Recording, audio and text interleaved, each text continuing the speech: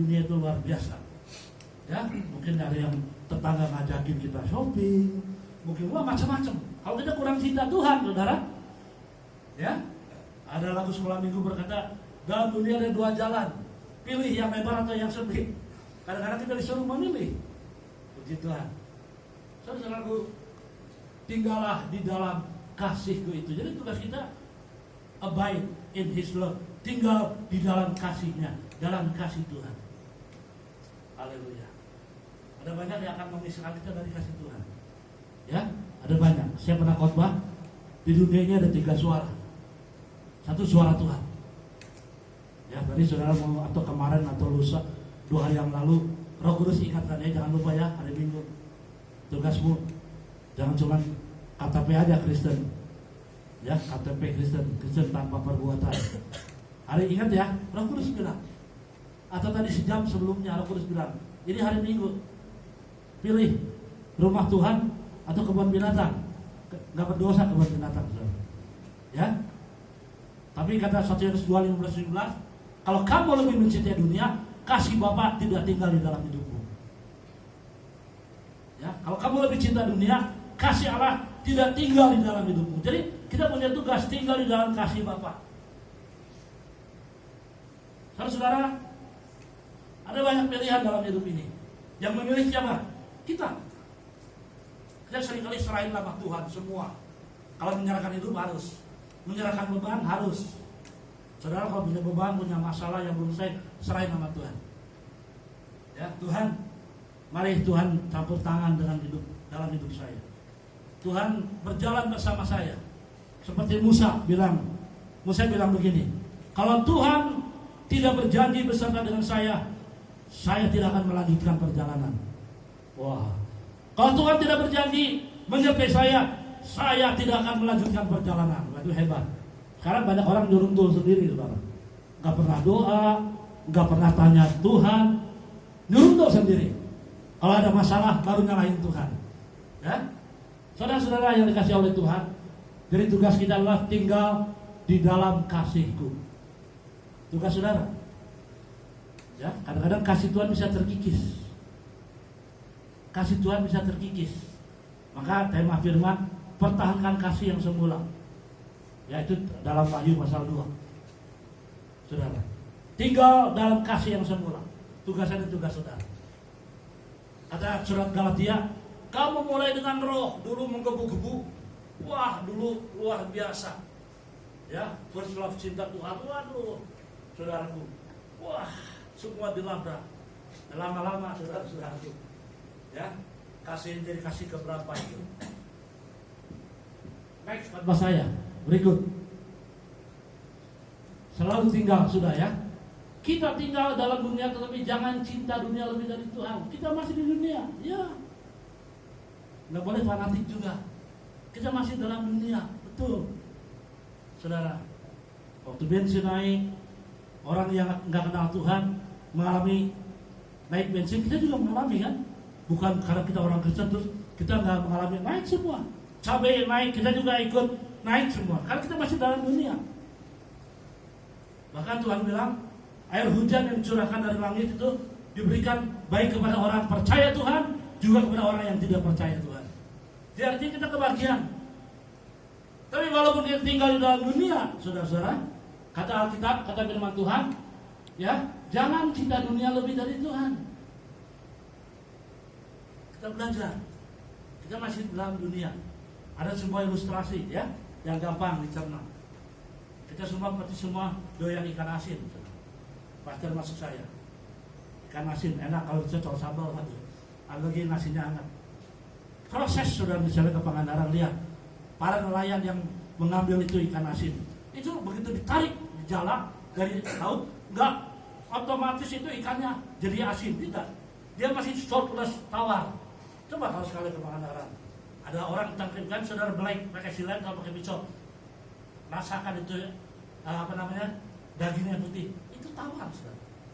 Walaupun tiap hari ikan ini berenang di air yang asin, tapi airnya tidak asin. Kenapa? Karena ada kehidupan di dalam ikan itu. Ya, jadi tidak terkontaminasi oleh air asinnya air laut.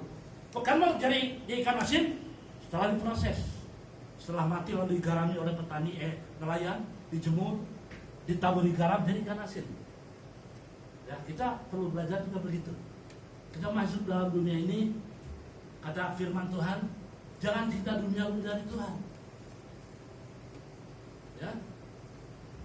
Jadi kalau saya khotbah ini bukan fanatisme, bukan fanatik. Kadang-kadang orang Kristen kalau minta berkat sama Tuhan ngotot. Ulah hilapnya Tuhan, kasihan berkat ke saya, perlu ini, perlu itu. Oh Tuhan, jangan lupa ya Tuhan. Kalau nuntut, waduh saudara. Ya. Padahal kata Injil Markus, jangan menuntut, Bapamu di surga tahu apa yang kau perlukan. Ya. Itu adalah sikap orang-orang yang tidak percaya, sikap bangsa-bangsa kafir. Tapi orang percaya harus yakin Bapamu di surga tahu apa yang kau butuhkan. Sampai rambut di atas kepalamu terhitung semuanya. Ada yang pernah hitung rambut kepala saudara? Gak ada kerjaan ya rambut dihitung. Menurut bacanya saya baca rambut wanita lebih banyak dari rambut pria. Pernah dihitung saudara? Tapi Bapamu di surga tahu. Begitu care Tuhan itu. Tapi Alkitab mengajar, jangan cinta dunia lebih dari Tuhan. Ya, banyak orang lebih cinta dunia lebih dari Tuhan. Sampai lupa Tuhan, lupa firman Tuhan dan sebagainya. Kita lihat, saya nggak pernah khotbah kalau ada ayatnya. 1 Yohanes 2, 15-17. Jangan kamu mengasihi dunia dan apa yang ada di dalamnya. Jika orang mengasihi dunia, maka kasih akan Bapa tidak ada di dalam orang itu. Jangan mengasihi, bukan jangan memiliki ya. Don't love, bukan don't possess. Jangan mengasihi. Jangan mengasihi, kata firman Tuhan. Ya, dunia dan apa yang ada di dalamnya, mengasihi. Menjadi satu, sudah bersenyawa dengan dunia. Seperti si Lot, disuruh keluar dari Sodom, tidak mau, akhirnya jadi tiang garam. Ya, jika orang mengasihi dunia, perhatikan, kita masih di dunia. Jika orang mengasihi dunia, maka kasih akan Bapa tidak ada di dalam orang itu. Ya, jadi saya bilang bukan berarti kita tidak boleh memiliki dunia. Ya, kalau itu jangan kerja, oh salah. Tuhan juga nggak senang orang malas. Ya, saudara-saudaraku, Tuhan bilang lihat burung di udara. Burung di udara itu terbang, beraktivitas. Ya, lihat. Artinya apa? Kita beraktivitas, tapi jangan cinta dunia. Kalau cinta dunia, gak ada waktu buat Tuhan, gak ada ingat buat ibadah, gak ada waktu merenungkan firman, gak ada waktu bersekutu dengan saudara seiman. Dunia terus, dunia itu bundar seperti like a ball, seperti bola. Dari sini ke sini, ketemu lagi di situ, ketemu lagi di situ, dari sini, ketemu lagi di situ. Atau seorang penjaga, saudara-saudaraku, hati ini lebih besar dari dunia. Hati saudara yang sedang gini lebih besar dari dunia. Kenapa saudaraku? Tidak pernah puas. Maka ayat Alkitab ayat yang ke-16. Sebab semua yang ada dalam dunia itu keinginan daging, keinginan mata, keangkuhan, hidup bukanlah kapan hidup bukanlah berasal dari Bapa, melainkan dari dunia. Keangkuhan hidup bukan dari Bapa. Yang penting dunia saja. Gak peduli dengan Tuhan, dunia saja, ya, dunia saja. Gak peduli dengan Tuhan.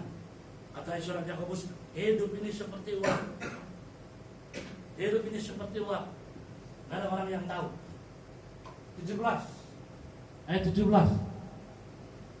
Dunia ini sedang lenyap, ya, sedang menuju lenyap dengan keinginannya. Tapi orang yang melakukan kehendak Allah tetap hidup selama-lamanya. Dunia ini sedang lenyap. Kata Tuhan Yesus, earth and heaven shall pass away. Langit dan bumi akan lenyap. But my words remain the same. Tapi firmanku tinggal selama-lamanya. Saudara, langit bumi akan lenyap. Termasuk diri kita. Ya, termasuk diri kita akan lenyap. Oleh karena itu, tinggal di dalam kasih Tuhan. Ya, sekali lagi jangan salah menafsirkan ayat. Wah, kata Alkitab nggak boleh cinta dunia, berarti saya harus di tengah hutan aja sama monyet. Ya, itu ajaran satu agama tertentu. Tidak. Tuhan bilang, kamulah garam dunia, terang dunia, bukan kita harus tinggalin dunia. Bahkan Tuhan dalam Injil Yohanes pernah mendoakan murid-murid. Tuhan bilang, nanti aku akan pergi kepada Bapa. Suka baca kita masih tahu. Di depan muridnya Tuhan berkata, aku akan pergi kepada Bapa. Tapi aku berdoa, aku tidak membawa kamu, tapi aku berdoa supaya kamu di dalam dunia menjadi berkat. Baca dalam Injil Yohanes. Ya, saudara-saudara, jangan salah menginterpretasikan ayat Alkitab. Ada orang yang begitu salah, lalu akhirnya saudaraku jadi apa? Ya, ada, kalau saudara yang pernah belajar teologi, ada dua kata, cuma beda I dengan E. Kalau kristologi itu ilmu tentang Kristus, ya. Tapi kalau kristologi itu ilmu penyesatan. Ya, jadi hati-hati saudara, ya. Saudara baca kristologi itu artinya ilmu tentang Kristus. Ada mulai dari kelahiran sampai dia naik ke surga. Tapi kalau kristologi itu penyesatan. Dia ada sedikit, ya. Memang iblis itu, saudara-saudaraku, Lucifer itu tadinya sedikit di bawah Allah, tapi dia dibuang ke bumi jadi makhluk yang menakutkan. Ya, jadi saudara harus mengerti firman, tinggallah. Jadi sangat sederhana, tinggallah di dalam kasih Kristus. Ya, next contoh saya, klik. Bagaimana supaya kasih semula itu tetap eksis dalam hidup kita? Ya ini saudara, ini peringatan kepada jemaat di sebuah jemaat di Asia Kecil, ya. Dan Tuhan peringatkan, itu juga peringatan buat kita. Wahyu 2:4-5, ya. Atau ayat 3 dulu, tolong ayat 3 dulu, baru 4-5, ayat 3 dulu, klik. Ayat 3. Dan engkau tetap sabar dan menderita oleh karena namaku. Ini hebat. Sabar, menderita untuk Tuhan. Ini rupanya pakai kekuatan sendiri itu. Wah, dan akhirnya mana tahan, ya. Padahal ajaran Alkitab bertahan sampai akhir. Sekarang banyak anak Tuhan, orang Kristen, mana tahan. Nah ini, ya. Kau tetap sabar dan menderita oleh karena namaku. Wah, ini hebat. Ada orang yang ikut Tuhan, pantang menyerah, ya. Saudaraku, tetap dia ngotot ikut Tuhan. Kalau itu dari Roh Kudus, hebat. Ya, itu dari integritas. Tapi kalau dari kekuatan diri sendiri, saudara sekali waktu akan jebol. Nah ini, engkau tidak mengenal lelah, luar biasa. Tapi nggak tahu motivasinya apa. Wah, tidak mengenal lelah. Lalu akhirnya bosan. Karena pada kekuatan sendiri. Ya, ayat 4, ini baru dia dibuka. Namun, ini warning, peringatan. Namun demikian, padahal hebat yang tadinya, karya-karyanya luar biasa. Bertahan, tidak gampang lelah, jangan lelah. Ya kan sering nyanyi. Ya, tapi dengan kuasa Roh Kudus yang kekuatan sendiri. Namun demikian, aku mencela engkau. Jadi Tuhan mencela. Aku mencela engkau, saudara. Jadi Tuhan ini adalah Tuhan yang suka memberi nilai. Jadi jangan pikir Tuhan itu nggak tidak memberi nilai. Tuhan memberi nilai, saudara. Ya, pendeta nggak bisa memberi nilai. Tuhan memberi nilai. Ya, mencela engkau karena engkau telah meninggalkan kasihmu yang semula. Kasihmu yang semula. Kau telah meninggalkan kasihmu yang semula. Motivasinya berubah, tujuannya berubah. Ya, saudaraku, apa yang dia kerjakan buat Tuhan tidak tulus lagi, hanya formalitas. Kau setelah meninggalkan kasih yang semula. Itu kata Tuhan. Ini yang berkata adalah Tuhan. Ayat yang kelima. Sebab itu ingatlah betapa dalamnya engkau telah jatuh. Jadi kejatuhan yang sangat luar biasa itu, kalau saudara kehilangan kasih yang semula kepada Tuhan. Maka tadi diawali, lakukan segala sesuatu dengan kasih. Kalau kita lakukan dengan kasih, kita berkata, biarlah Tuhan yang menilai semua. Manusia bisa salah nilai, manusia bisa salah memberi poin, memberi value, beri nilai salah. Tapi Tuhan nggak pernah salah. Ya, bertobat dan lakukanlah lagi apa yang semula. Kembali lagi kepada kasih yang semula. Ya, jangan formalitas yang kau lakukan. Jika tidak demikian, aku akan datang kepadamu dan aku akan mengambil kaki dianmu dari tempatnya jikalau engkau tidak bertobat. Kaki dian ini kalau yang sudah belajar kemah tabernakel, ya, itulah pelita. 7 pokok tentang 7 roh Allah yang harus menyala setiap hari. Dulu di kemah tabernakel ada beberapa alat, salah satunya kaki dian. Kaki dian itu pelita yang tidak boleh padam. Coba kalau pelita itu padam, orang yang mau masuk ke bait Allah jadi apa, meraba-raba. Coba kalau ini padam, ya. Minggu lalu tiba-tiba di kesatrian lagi nyanyi pujian menjelang saya khotbah, mati lampu. Tapi sebagian karena ada yang terbakar. Waduh, kita bingung semua.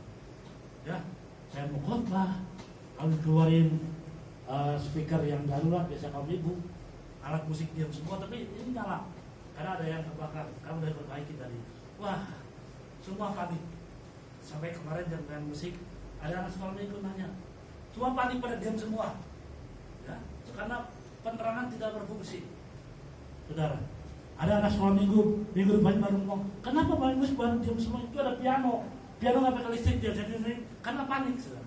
Gelap, orang jadi out of control, kehilangan kendali. Saudaraku, kaki dian ini fungsinya untuk memberi terang, yaitu tentang 7 roh Allah, kuasa Roh Kudus. Saudara-saudara, kenapa kehilangan kasih yang semula? Kenapa kehilangan kasih yang semula?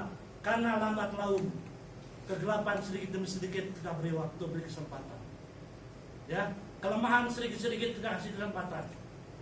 Ketidaksungguhan, ketidakseriusan, sedikit-sedikit kita kasih peluang. Saudara, jangan begitu lemah sedikit dalam nama Yesus. Ini bukan dari Tuhan. Malah sedikit, ini bukan dari Roh Kudus, ini Roh Kusut. Kita harus peka, saudara. Ya, oh kenapa ya? Dulu saya bergairah beribadah, kok sekarang jadi malas? Wah, ini bukan dari Roh Kudus, ini dari Roh Kusut. Dalam nama Yesus pergi. Jadi kita harus belajar peka, saudara-saudara dulu. Nah, tapi kalau kita tidak mau bertobat itu gampang. Bukan kayak wayang, tobat, bukan begitu. Tobat itu sangat sederhana. Itu namanya, kalau dalam bahasa Greeknya, metanoia. Artinya, berubah pikiran. Itu bertobat, sederhana, bukan, tobat. Ya, kayak si Cekot, disiksa sama Bima. Tobat bukan begitu. Bahasa Alkitab itu sederhana. Bertobat itu merubah pikiran, change your mind. Metanoia. Ya, berubah pikiran. Dulu aku nggak sungguh-sungguh, sekarang aku sungguh-sungguh, itu bertobat. Ya, nggak usah demonstratif, nggak usah. Dulu aku acuh, sekarang aku mau sungguh-sungguh, itu bertobat. Dulu aku ikut-ikutan, sekarang aku mau ikut beneran, itu bertobat. Ya, dulu aku menanggapi firman itu masuk kanan keluar, jadi sekarang aku simpan di hati, itu bertobat. Ya, dulu aku ke gereja kalau sedang mood, sekarang aku tahu mencari kerjaan Allah kepadanya lebih dulu, itu mendatangkan berkat. Itu mendatangkan berubah pikiran. Ya, saudara-saudara yang diberkati oleh Tuhan, jikalau engkau tidak bertobat itu berubah pikiran, sederhana. Pikiran seringkali terintimidasi, terkontaminasi oleh situasi. Ya, maka kata Kolose 3:1-2, pikirkanlah perkara yang di atas. Pikirkan, kalau saudara sore ini pikirkan yang di atas, oh pasti akan semangat. Tapi kalau pikirannya di bawah, bilang sastra ada apa? Alat musiknya juga jadul zaman dulu. Ya, masuk gang lagi, ya. Tidak mega church seperti yang lain. Apa sih? Saudaraku, kalau kita punya pikiran duniawi lain. Saudara-saudara, lain. Kalau kita punya pikiran tentang surgawi, pikirkan perkara yang di atas. Haleluya. Dan Tuhan permasalahkan bukan yang lain, tapi kasih yang semula. Sekarang kita tanya kepada diri sendiri, adakah kasih yang semula itu tinggal dalam hidupku? Saudara yang jawab, gak usah. Orang lain gak berhak, pendeta pun gak berhak menjawab. Ask yourself, tanya dirimu sendiri. Apakah kasih Tuhan masih tinggal dalam hidupku atau hanya formalitas? Ya, apa hanya bekasnya saja? Saudara yang tahu. Saudara-saudara, mengakhiri khotbah tolong diklik.